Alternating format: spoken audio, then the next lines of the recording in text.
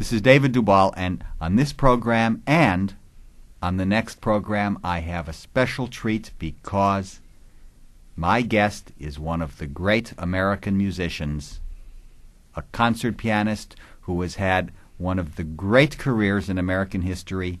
His name is Beveridge Webster, and I have known him for a long time, but I have admired him much longer. His discography is wonderful, and we're going to hear on these two programs a whole range of music. Beveridge Webster, it is also your birthday this month, May 13th, and I want to wish you the happiest birthday. That will be my, as far as I've kept count, my 76th. Yes, now is it true that you left out 37 birthdays? How could I have done that? Sometimes as people ask me when I was born, and I say, I think it was 1808. But then I discover I've gone back a century too long. But now you know history. It's 1908. Yes, that's right. Yes. Yes. And Beveridge Webster, you were born in this country, in the city of Pittsburgh, Pennsylvania. Tell our audience something about your roots, your foundations, your father, your early training. Well, my early training and my roots and my background, my father and my family are quite an extraordinary story, I think, and very unusual. My father has been fairly well known as the founder of the Pittsburgh Conservatory of Music. In 1893, I'm not making a mistake here, it's 1893. Yes. And he built his own conservatory a few years later, going out to the East End with his own architect to build the building, and I think it was a remarkable achievement. Architecturally, for one thing, and the fact that it was a remarkable conservatory. And I think back on these years with quite a good deal of affection and admiration, because I think he was an extraordinary man and a marvelous teacher. He married, I've always presumed it was his favorite student, and my mother taught in his conservatory, and so did her younger sister. And the produce of this my father, with his favorite student, was 3 children, all of whom were fine pianists. So and I'm saying fine, I'm not saying that because they're my yes. Brother and sister. And this was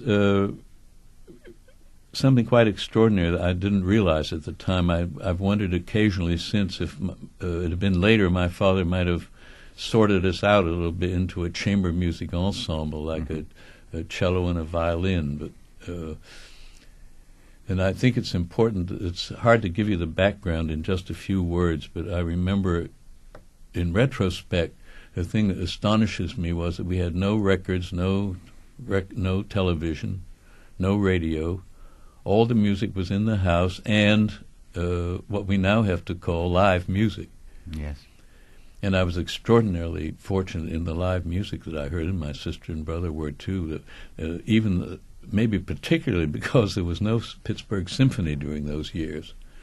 But we had the good fortune of having the Philadelphia Orchestra come a dozen times a year for a pair of concerts, and then a series of visiting orchestras. So this was really a marvelous opportunity. I have unforgettable experiences and I heard, how many of the great pianists and singers. I heard Joseph Hoffman and Paderewski and Godofsky and Levitsky and Levine and Rachmaninoff, and great singers and opera and chamber music. It was really quite extraordinary, considering my father used to sort of, in a way, poke fun at himself, and he'd say, well, I was shopping around barnstorming Ohio, teaching around here and there, and I was looking for a place where I thought I might be able to set up a music school. So I came upon Pittsburgh, and it looked like pretty much of a wilderness to me. So he said to himself, maybe I can set up a school here that will eventually be successful. And it was successful, wasn't it, Beveridge Webster? It was very successful. Yes. Your father really has a place in American music education, without a doubt, with that conservatory. Oh, I think so.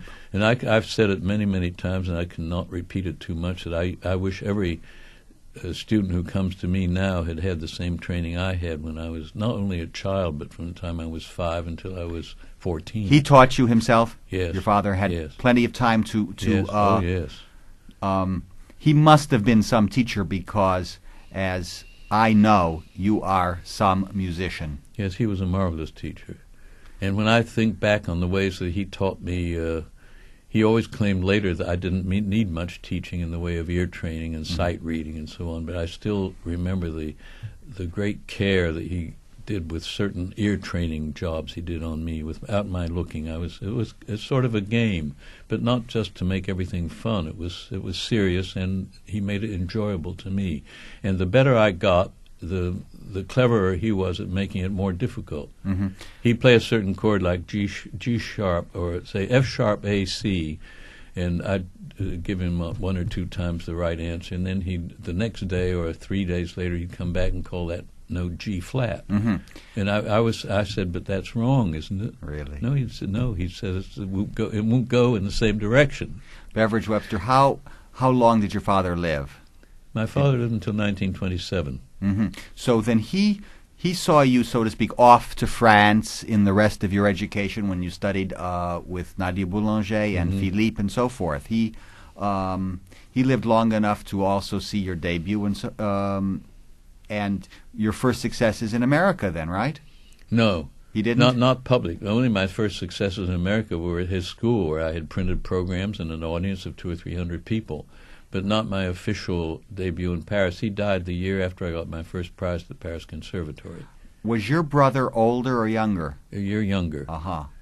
And so he's a fabulous pianist as well. He's a fine pianist. Really? The thing I guess he was most noted for was doing a one-year world tour with Yehudi Menuhin, and then he was the Pittsburgh Symphony pianist. I see. Well, then Pittsburgh, as And you were my growing sister- up, was actually a musical city. It was a good place for a young American pianist to be born then. Well, you understand how exceptional this was because there was no orchestra. Yeah. My father had been very important in forming the earlier orchestra, which was first class. It was one of the top-ranking orchestras in the nation. Beveridge Webster, you're 76 in a week or so, and you've had such a career. We have only 2 programs, unfortunately, to so to speak, sketch out your great career, and I want to also hear as many pieces as possible. I didn't know that you played any Mendelssohn, but I know you play everything, but I didn't know of this recording, and we're going to begin, if you don't mind, with a performance of that wonderful little scherzo in E minor by Mendelssohn. Would you like to hear it? Oh, I'd love to. Beveridge Webster is the pianist, and we will hear him right now in the scherzo in E minor by Mendelssohn.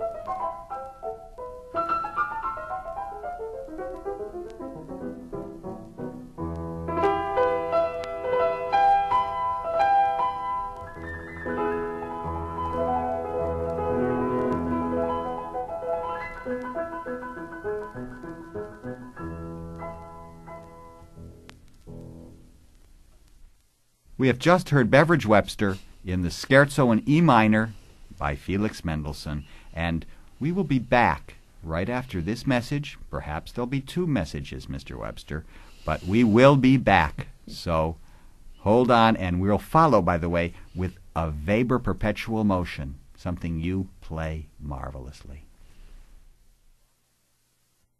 This is David Dubal, my guest today, the American-born virtuoso pianist, Beveridge Webster. Beveridge Webster, we have, so to speak, gotten you to Paris. How did an American young man of now about, 20 years old or so, feel in this capital, coming from the steel capital of America, Pittsburgh? Well, when I got to Paris, I was only 14. And actually, it's part of one of these legendary things. I never studied, actually, with Nadia Boulanger. Mm-hmm. And I didn't know her immediately when I got to Paris, but I had a very, very close association with her, and one of the most valuable I've had in all my musical life. And that became coupled later with, in conjunction with Igor Stravinsky, because the two of us and the three of us in different combinations worked closely together. And I've found very often that in my life some of the most important influences have not necessarily been with people under whom I officially studied. And these are outstanding examples. I mean, Nadia Boulanger, I played for her many times and worked closely with her in many respects on all kinds of different music. She used to say that she took advantage of my gifts as a sight reader in my facility and so on to use me. But it was always a pleasure, and I always learned so much. And then with Igor Stravinsky, I had many, many, many experiences of all kinds, including playing bridge and other domestic hobbies. I hope that you write your memoirs. And, I sure hope so. Beveridge, you were just saying something, though, interesting, and that is your fluency as a sight reader. How does this happen? Were you born with this nervous system which could just accommodate the motions and the eyes and the hands to sight read as well as you do? Because it is legendary, your sight reading. I don't know. I sometimes think that it's born, and I sometimes think it's maybe without a nervous system. A fearlessness. Yes, but a total unconsciousness, yes. A thing that comes so naturally. And I've often thought about how to teach people to read, and when I've tried to teach people to read music scores and so on, and when I teach them, I try to show them in reading a headline even, or two headlines, that the great art is reading ahead. You're anticipating something. Mm-hmm. You're not just on the word "the" and "the war is brewing" and then the dash to the second line. You've got to have this sense of what's coming as well as what's right before you. Mm. And that certainly is almost even truer in music than it would be in reading whatever else it is. I mean, when you're scanning a poet, a piece of poetry, you're not stopping at every comma, and you have to figure out whether the next line, which doesn't have a comma, is going uninterruptedly into the next line. And so on, so on. You're scanning the whole thing. Yes. So sight reading is a certain feat of daring as well. Well, I think sight reading is an unfortunate term for one thing. Give me a better one. I can't. I can give you an opposite one, which is blind reading. Mm-hmm. I've seen a lot of that in music. Sure. No, what I mean is sight reading has unfortunately come to suggest strongly that it includes only the first time. Mm-hmm. And either you stop then very often, or you can just go back and mess it up as frequently as you like. Yes, yes. Beveridge Webster is my guest today and on our next program next week. I'm going to ask you this, Beveridge. I've always admired your Weber sonatas, and we're going to hear within a minute or two the perpetual motion, the last movement, that Rondo, which makes up the first sonata of Weber. Why is Weber neglected? I can't answer that. I've never neglected him. You haven't. You sure haven't. And even at the Juilliard School, I have a very hard time getting him recognized as one of the great composers. I remember for... But why is it a hard time? I remember for 2 years when I was, or 3 years when I was chairman of the piano faculty and maybe some other committee, that I succeeded in getting Weber admitted onto one of the programs of requirements. And then somehow, soon after that, it slid through, and nobody played them much anyway. So you interested a So few they don't people. play Weber for one reason. Mozart and Haydn you play under certain circumstances, presumably, but not totally outwardly because it's easier. But Weber seems to me to be both great and difficult, so I've never understood what it is. People I knew, one of the first pieces that Isidore Philippe assigned to me was the Weber Sonata in A-flat. Sure. He was a passionate admirer. So was Schnabel. So was Steuermann. I mean, Rosenthal played it. Courtois played it. Many people. I can't explain it to you, except I think there are certain great composers who remain for unstipulated periods of time underrated. Then they make, there's even sometimes a certain fashion and fad. They come and they go and they pick up and they lose a bit. But Weber, he can't hold on. It just seems that he's considered this wonderful transition composer before Romanticism, and yet he's just not played. Did you ever play the Concertstück? I've played it, but not with orchestra. But I think one of the indications of what I think an unhappy indication of what happens to repertoire is that this finale, the Rondo of the C major sonata, has become famous through transcriptions.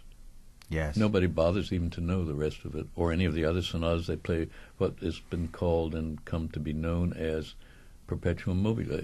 Yes. It's very fast. You can play it faster than necessary, assuming you get all the notes, and it's loud and impressive, and add a bit. And that's it. That's their knowledge of Weber. Yes, and they don't know that the three movements before are so wonderful, let alone that he wrote four sonatas. And the other three sonatas. And what about the invitation to the dance was quite a marvelous success piece. And it still is a wonderful work. It certainly is, and it's been recognized for what it is, I think, which is a masterpiece. Yes, it launched the whole dance craze, the waltz craze of the 19th century. Think of it that it was written in 1819. It still amazes me. And it became famous partly because it has a famous false ending. Yeah. And everybody applauded a few measures before the end. You could count on it. I know So there was always a success before it ended. That's great. The Rondo Brilliant is something you have recorded also. I wish we had time to do it. But I think that as long as there are pianos to play, the perpetual motion, the fourth movement of the C major sonata, will certainly be performed, and we're going to hear you right now play that famous work.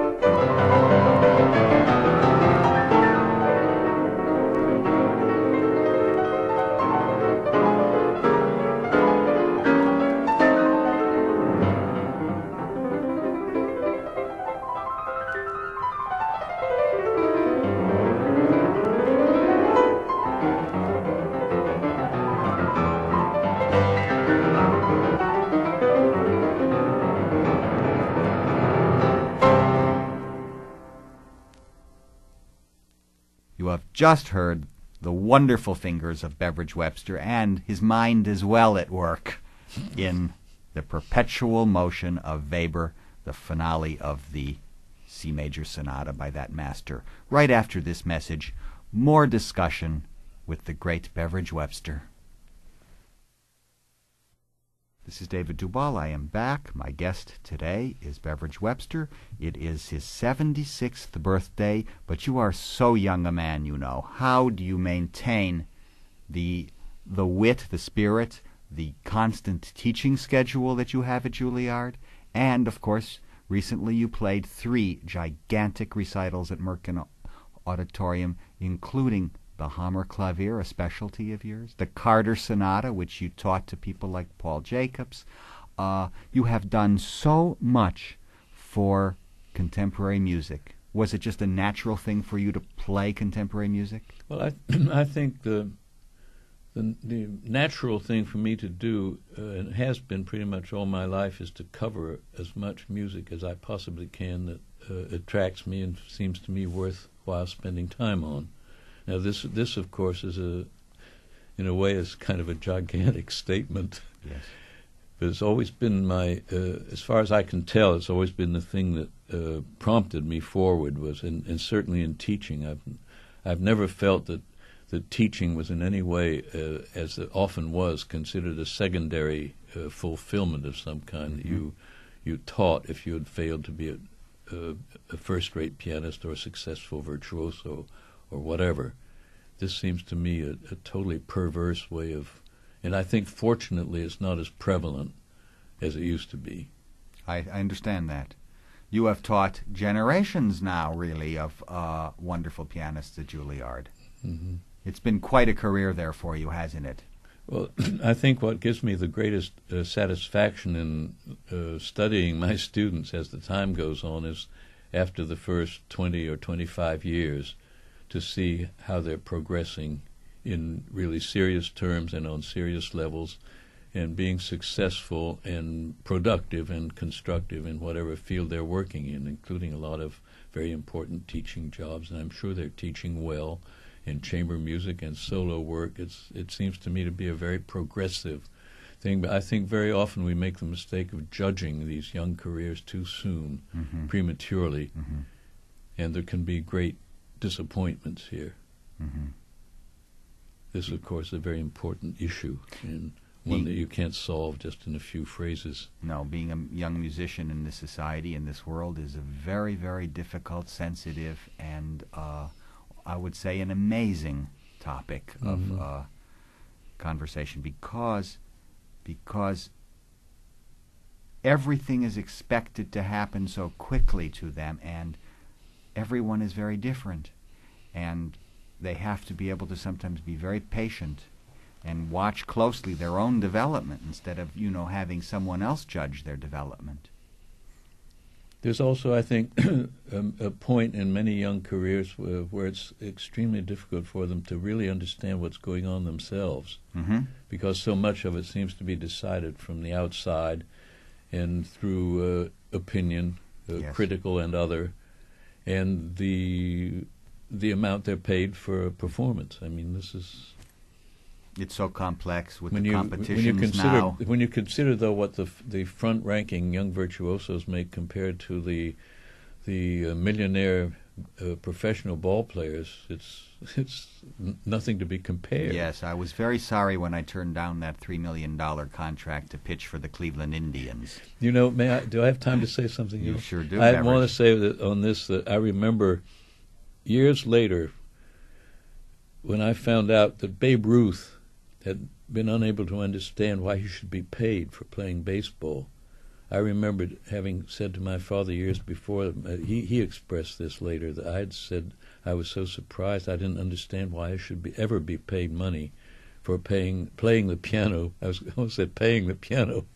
Playing the piano for what I loved most. Yes, being paid for what I loved most to do. Yes. I just couldn't understand it. It is a wonderful, And wonderful it's rather thing. interesting if you cut this down. What it is, it's maybe a rather crude diminution to the old distinction between an amateur and a professional. Mm-hmm. An amateur wasn't paid. Mm-hmm.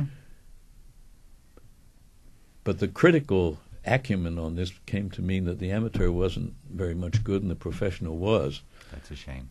I understand what you're saying. I want to ask you this question. You knew Ravel and played for him, didn't you? And Yes. he commented on your work. Yes. Tell me a little, because we're going to be hearing Ondine Mhm. by Ravel from Gaspard de la Nuit, and tell me a moment or two about your relationship with Ravel. Well, I would say one of the outstanding things I might use in a certain kind of publicity might be that I had Ravel 2 or 3 times as a page turner. But he was that happens to be true, but of course it was in rehearsals, but it also was for the first performance of Tzigane with Samuel Dushkin, the violinist, and he turned our pages. And I knew Ravel very well. I never learned a great deal from him. He was very discreet and not loud-spoken and very tactful, and I played a lot of his music for him, more than once. And I had a letter recently from somebody in England who was doing a dissertation on Ravel, and he said, "Mr. Webster, if you have any music of Ravel's in which he made comment, any kind of marking or pencil mark of any kind, would you mind sending me copies and photocopies, and I'll be sure to repay you," and so on and so on.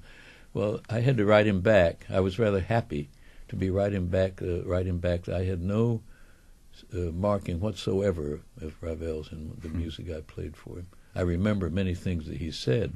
And by the way, there were not, I don't say this because I was so great, but they were not outstandingly critical. They were quite mild and intelligent. I remember one instance at the end of Ondine, where the penultimate page, where there's a pedal written for the whole last line until you turn the page. And I remember I'd never used the pedal on that, and he never made any comment until the second time I played it. And I asked him, and he said, well, he turned the page and he said, well, I think maybe they just forgot to put the sign of the pedal off 2 or 3 measures before the end of the page. How wonderful. Then when I played the Alborada del Grazioso for him, this is a very valuable thing because I think it shows you a lot about composers not being quite as literal as we always take them to be, which is assez vif and the metronome mark. And he liked it because I played assez vif. He said to me, actually, you know that mark, assez vif, is a clearer and more juster indication than the metronome. But most people observe the metronome as taking it more literally. Very then, interesting. then the end of Jeu d'eau, he'd written in, I don't know, very often the French composers mixed up a lot of Italian the way all the composers did in that time. But he wrote Senza rallentare at the end of Jeu d'eau, and he congratulated me. He said, "You're one of the few pianists I've heard who doesn't slow up." And then he said, "It's strange, isn't it? They all slow up." And he looked at the music and he said, "Perhaps if I hadn't put that in to slow up," he said, "maybe they wouldn't have slowed up." That's great. If I hadn't put in the Senza rallentare. Oh, that's wonderful. My guest today is Beveridge Webster. We're talking about his experience with Ravel, and we're going to hear Beveridge Webster right this minute in the first of the set of Gaspard de la Nuit. It's entitled Ondine. It was dedicated to Harold Bauer, wasn't it? Yes. I remember the French people, they liked Harold Bauer very much. I didn't know who they were talking about at first. They called him Harold Bauer. We now hear Beveridge Webster in Ondine by Ravel.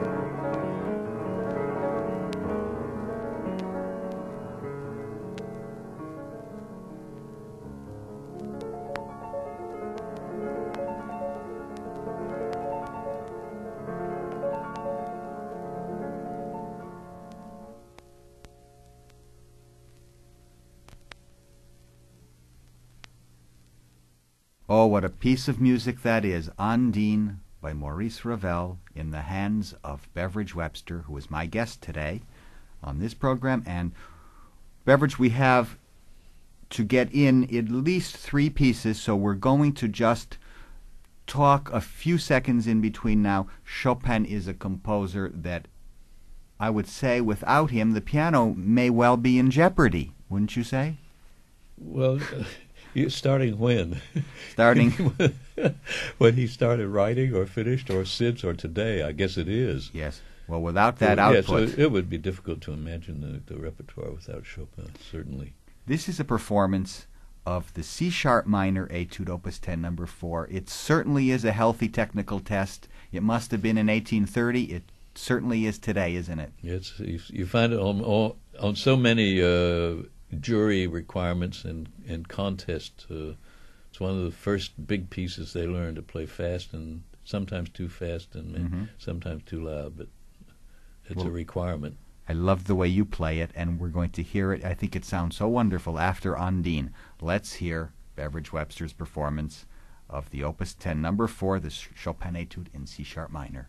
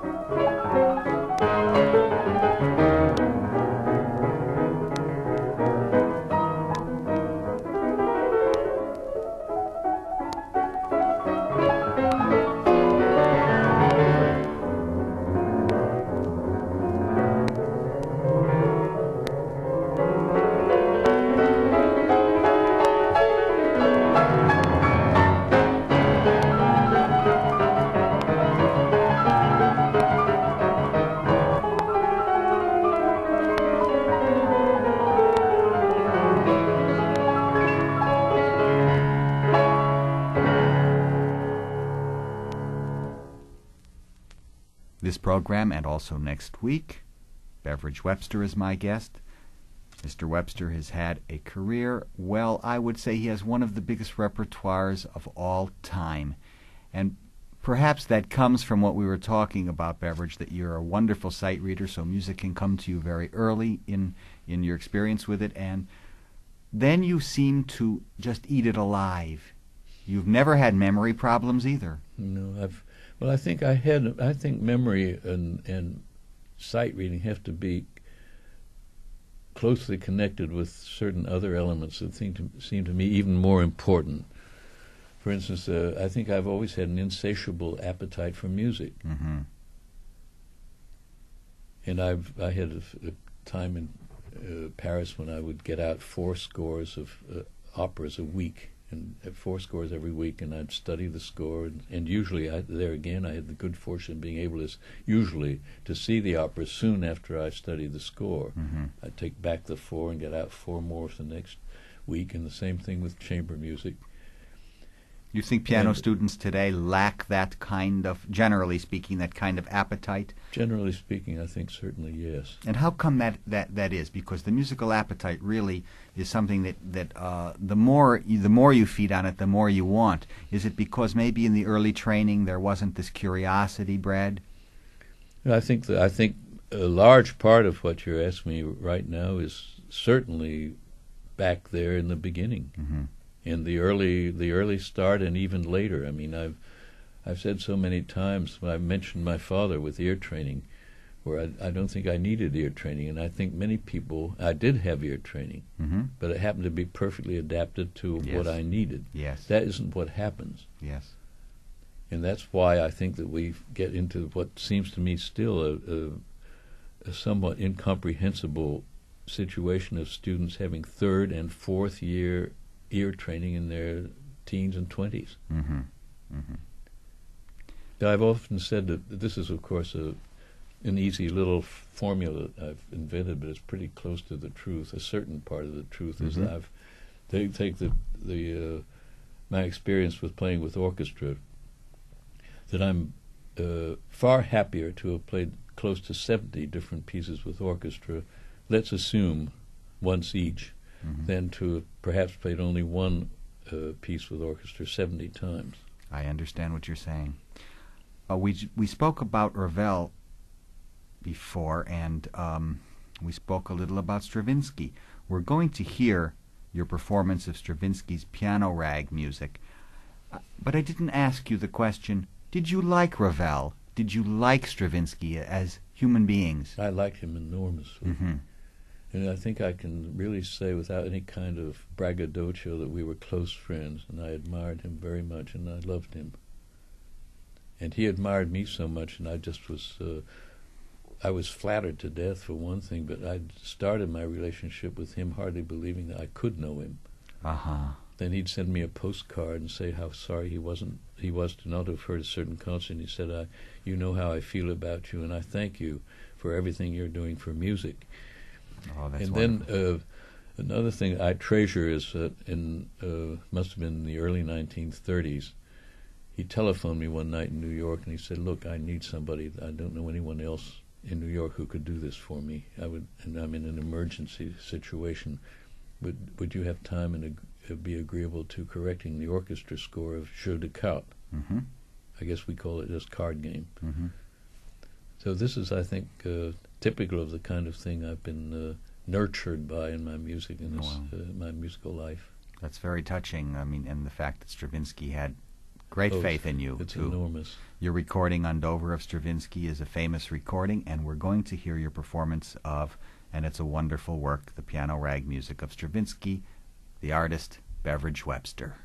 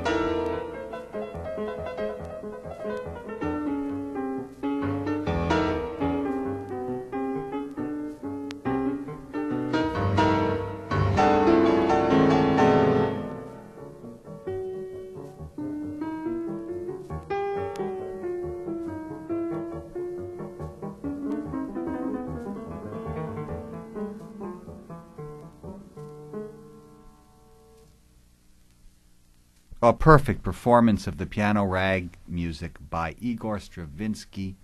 Beveridge Webster is here today talking to me. He just played it for us.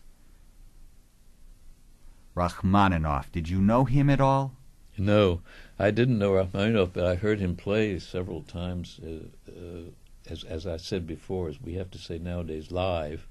And I remember, I think it's one of maybe the only time in Carnegie Hall in Pittsburgh he was playing there, and I was going in with my father and my mother, and he was ahead of us. I don't know why. Rachmaninoff was not going in as any special entry, but I remember quite quietly I went running up and getting apart from my mother and father and touching him. Mm-hmm. Oh, how wonderful. I think that's the only time I ever did that, and I never could understand why people wanted autographs from Joe DiMaggio. But now you know. Rachmaninoff is a writer for the piano, that demands, I think, a hand like yours, Beveridge, one that is flexible, one that's big enough, and one that certainly has no technical difficulties. Your performances of the Rachmaninoff Etudes Tableau, those are amazingly thick and difficult works, aren't they? Yes, and they also, though they provide a marvelous variety. I mean, the technical things keep changing so much from one piece to another, or even sometimes within the same piece, and then the mood of the pieces vary enormously too. And we're going to hear that one that is just drenched in melancholy and maybe even a little Russian vodka there, you know. And I just love that climax, that great E-flat chord, you know. This is a piece that is all of Rachmaninoff in 4 pages, right? Mm-hmm. Would you like to hear it? I'd love to hear it, yes. Well, it's your performance. I haven't heard it for a while. It's in E-flat minor, it's Opus 39, and it's going to be played for us by Beveridge Webster.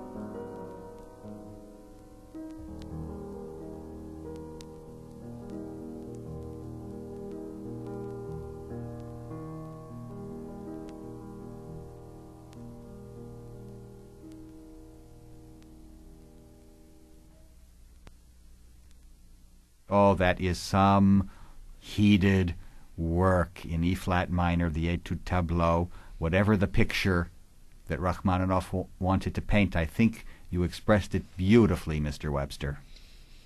Thank you, David. It's been so much fun. Beveridge Webster has been my guest. He is 76 years old this month, May 13th, and I am honoring him on 2 programs.